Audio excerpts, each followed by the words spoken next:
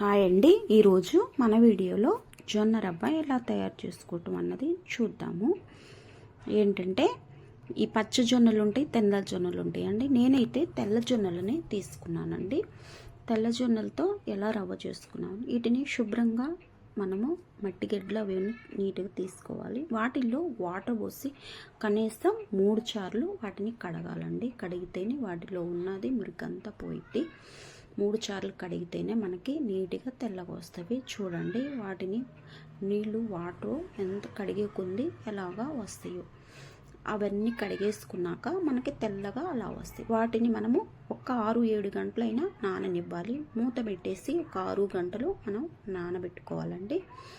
పక్కన పెట్టేసేసామంటే మనకి నానిపోతాయి.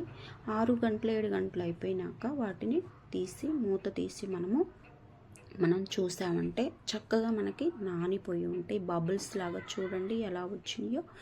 పైన మనం పోసిన జొన్నల కంటే ఎక్కువ అవినివి నానిపోయినవి.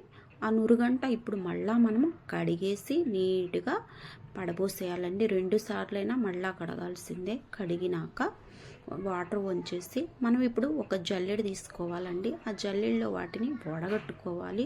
వాటర్ అంటూ అస్సలు ఉండకూడదండి. వాటర్ ఉంటే పిండి అన్నది మెత్తగా అయిపోయింది, మళ్ళా రాదు రవ్వ కూడా. వాటిని అలాగా ఒక్క 5 నిమిషాలైనా వదిలేసేయాలి. మొత్తం అలాగా వేసేసినాక వదిలేసామంటే వాటిలో ఉన్న వాటర్ అంతా దిగిపోయింది. చూడండి, బట్టు వాటర్ కూడా లేదు. అలాగా 5 నిమిషాలు వదిలేస్తే దిగిపోయినాయి. ఇప్పుడు వాటిని మనం క్లాత్ తీసుకొని క్లాత్ పరిచి ఫ్యాన్ కిందైనా మనము వాటిని అలాగా ఆరబెట్టుకోవచ్చు. పైన ఎండలో అయినా పెట్టుకోవచ్చు ఒక అరగంట. ఇంట్లో ఇట్లాగైనా క్లాత్ వేసేసి క్లాత్ మీదైనా మనం ఫ్యాన్ పెట్టామంటే ఆరిపోతాయి.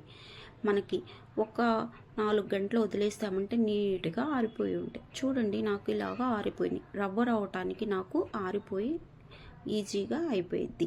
వీటిని తీసుకొని పక్కన ఉంచేసి ఒక జారు తీసుకోవాలి మనం గ్రైండ్ చేసుకోవటానికి. ఆ జారులో మనం ఎక్కువగా వేయకూడదు, కొంచెం కొంచెం వేసుకుంటూ వాటిని గ్రైండ్ చేసుకోవాలి. ఎక్కువ వేస్తే పిండి అయిపోయిద్ది. అందుకని మనం కొంచెం క్వాలిటీలోనే తీసుకుంటూ దాన్ని మళ్ళీ ఎలా పడితే అలా కూడా తిప్పకూడదు. తిప్పితే మెత్తగా పిండి అయిపోయిద్దండి. అందుకని అలాగా నిదానంగా తిప్పుకుంటూ పిండిని అలాగా వచ్చేలాగా చూసుకోవాలి. ఒక జల్లెడ తీసుకొని పిండి ఏమన్నా ఉంటే కింద జల్లించుకోవాలి. రవ్వ డివైడ్ అయితే పిండి ఉంటే కింద వచ్చేస్తుంది. అలాగ జల్లించుకుంటూ అంతా ఇదే విధంగా రవ్వ వచ్చేలాగా పిండి పడిపోయేలాగా జల్లించుకుంటూ ఉండాలండి. మనకి మొత్తం ఇలాగా జల్లించుకుంటూ రవ్వంతా ఒక పక్కకి అలా వేసుకుంటూ మళ్ళీ అదే మనం మళ్ళీ మిక్సీ పట్టుకుంటూ చల్లించుకోవాలి. అంతా కంప్లీట్ అయిపోయినా కంపల్సరీగా వాటిని చెరగాలండి. చెరిగితే దాంట్లో ఉన్న పొట్టు అన్నది వచ్చింది. ఎందుకంటే జొన్నల మీద పొట్టు ఉంటుందండి, చాలా పొట్టు వచ్చింది.